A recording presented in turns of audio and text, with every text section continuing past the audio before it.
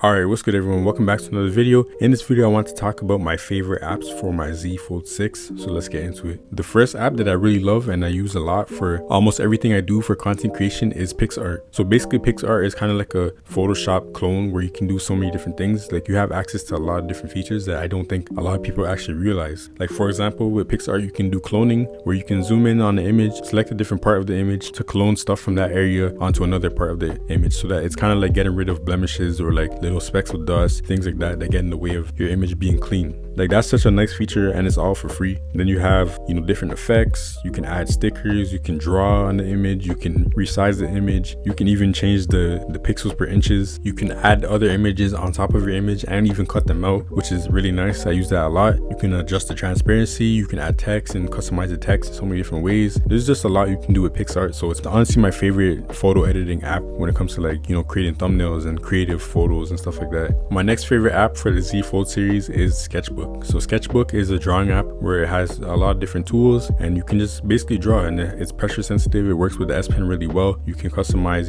how it works, like with finger gestures. You can adjust the size of your canvas, you can share the image, you can record your drawing session so that it's kind of like a time lapse, and like you can just go crazy with this app. Like this, it's pretty good for a free app, and that's the most important thing, that it's completely free, but it has so much features and it's just a really good drawing app overall on the Fold series. The next app that I really enjoy is Snapseed. Snapseed is a photo editor by Google themselves. You can edit raw photos in this app and take it to the next level. So it's not necessarily for like stitching photos together and putting a bunch of like the effects and stuff like that, but it allows you to like customize your colors, your contrast, your different stylized things, like for example grainy effects, or giving your photo like a filmic look or something like that. Like you can basically go crazy with the different style and look of your photo rather than like Photoshop type stuff where you're adding other photos together or like stitching things on top of it. The next app that I really love but hate at the same time for my Z Fold 6 is Lumafusion. Lumafusion is a video editing app and it has probably the most complete feature set of any video editing app on Android. It allows you to do so much and it has a more traditional layout that kind of mimics actual video editors on a computer. The reason why I have a love-hate relationship with Lumafusion is because it's basically the best video editor out there for mobile devices. Even on iPads, I think Lumafusion is better than the newer ones, but the other apps are catching up to them, like Final Cut Pro and DaVinci Resolve. The thing that makes me annoyed with it though is that it has issues with lagging and stuttering regardless of what device you use. On iPads and iPhones, it will definitely be a lot smoother, even though you have occasional hiccups, but on Android devices, it just has this issue with like stuttering. The longer you work on a project file, the worse the stuttering gets, and the more cuts you make, the worse it gets. And it's not necessarily fully Lumafusion's fault, because Android only supports 2 different codecs for videos, so H64 and H65.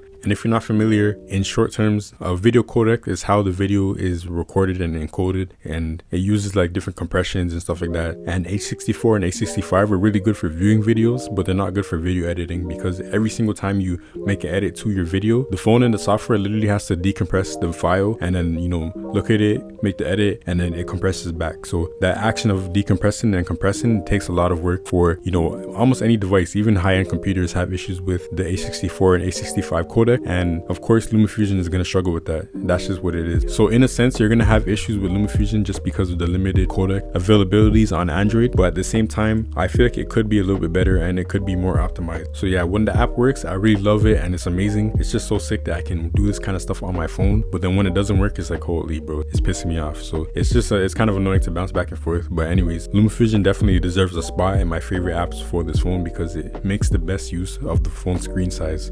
It's so cool to video edit on a mini tablet phone. The next app that I'll talk about is actually a game, and it's called Guardian Tales. So Guardian Tales is kind of like a MMORPG, but it's not like fully online because it's like instance, so you have like PvP matches and like you can do boss raids and stuff like that with other players, but mostly you're playing by yourself and you're going through like different stages and levels in the game. There's a lot of depth to this game. I know people don't like gacha games because they hound you for money and stuff like that, but this game you honestly don't need to spend money at all. Like you can literally get the characters that you want just by playing the game itself. But what makes this game special to me and why I like it on the Z Fold 6 is because this game has some of the best optimization I've ever seen for any app on a smartphone. Regardless of what size screen your phone is, regardless of if you're playing on a phone or a tablet, this game it fits the screen really well for any device, and then it also allows you to run at your native FPS. So if your phone supports 144 FPS or 144 Hz refresh rate, then Guardian Tales will run at that FPS. So on the Z Fold 6, you can have it full screen, the optimization is good, the controls are in a good place, and it runs at 120 120 FPS, no problems. And that's the thing too, it doesn't take a lot of power and it runs really well. So Guardian Tales is definitely up there. I definitely recommend it to people who like a good story in a game. I think the story is pretty cool and fun. I'm not completely at the end because they keep adding new stuff, but so far this game is like one of the best apps out there, I think, in terms of like all the features, the depth, the levels, the customization, the growth, the characters. It's just really cool. But one warning though, some of the art for the characters is really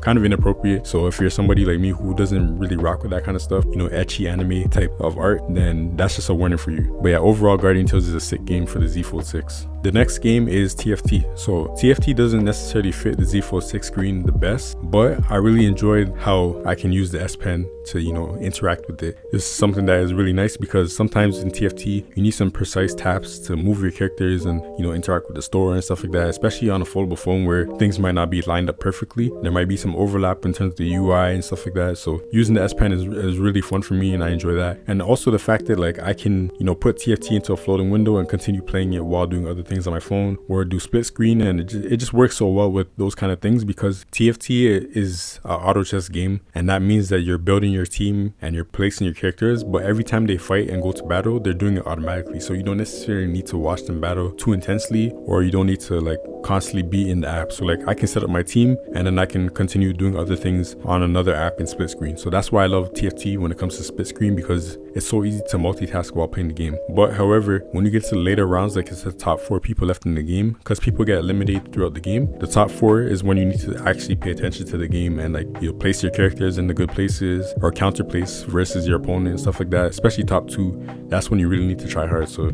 it can be intensive and need your attention, but for the most part, for like 80% of the game in a match, you don't need to watch it that hard. So it's perfect for split screen. Even on the outer display, it's actually really nice. And then the next app that I'll talk about is Samsung Internet. So Samsung Internet is really nice because it has a lot of customization that other internet browsers don't have. For example, you can customize the layout and menus, so you can show the toolbar at the top or the bottom. You can show the address bar at the top or the bottom. You can show the tab bar only on the large screen, or you can show it on both screens. You can choose it to show it never. You can also show your bookmark bar, and then you can customize the menu, so you can drag and drop, you know, different things into either the big menu when you expand it, or the bottom menu, or the smaller menu that is always there. And then there's so many other different options of customizations you have, like site permissions. You can choose whether sites have access to certain things. You can choose whether apps, like let's say you want to go on Reddit on the browser, you can choose whether that app can take you out of the browser into the Reddit app or into the Play Store to open it. That is something that really annoys me when it comes to like Google Chrome and other browsers. Like if I go on Reddit, for example, I'm Googling something, I don't want it to necessarily open the app every single time. So having the option to turn it off, and you can just open YouTube and Reddit, especially YouTube Studio, like I can literally edit YouTube Studio like as if I was on my computer, my desktop. And then you have like more experimental features, like you can kind of turn every single website into dark mode. Websites that don't support dark mode, you can turn them into dark mode, which is pretty cool. It doesn't work perfectly for every website, but yeah, it's just a cool addition. And then what I really like is the AI features in Samsung Internet. Browsing Assist basically allows you to summarize different articles and websites, and it allows you to quickly translate things too. But the summarization feature is really cool because,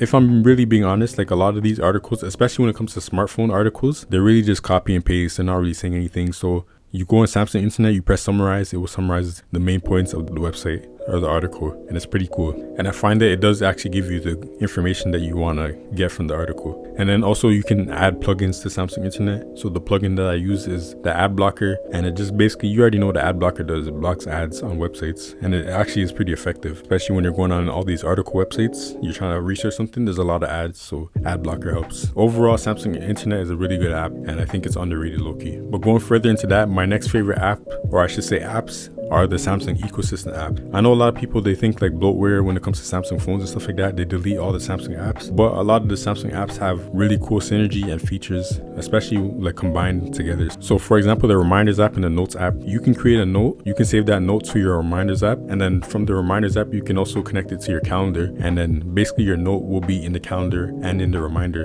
which is pretty cool if you ask me.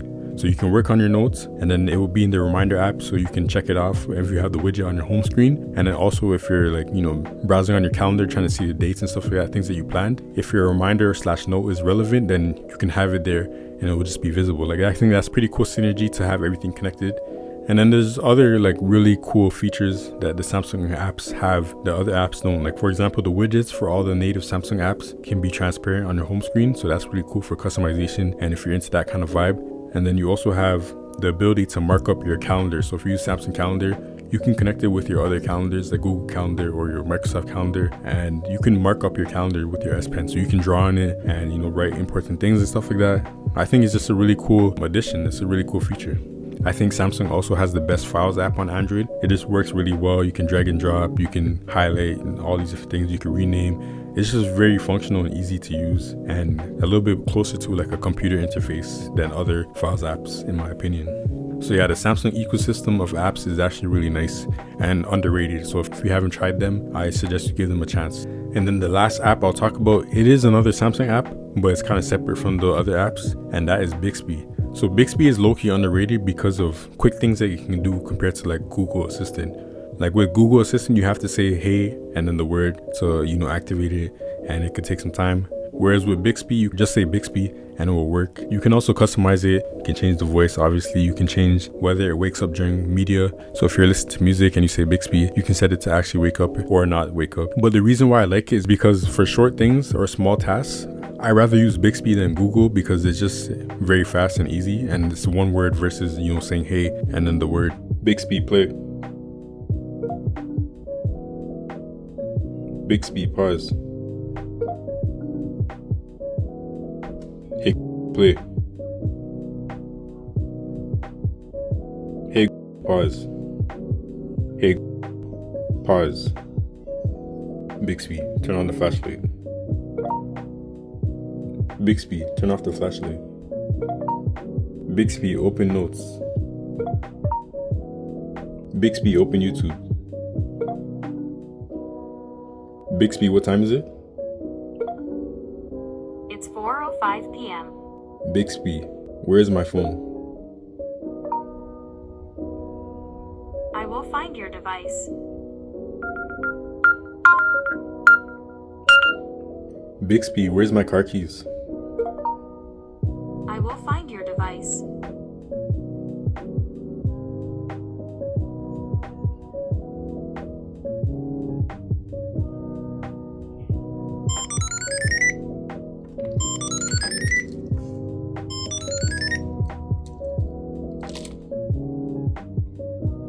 Bixby, open camera and take a picture.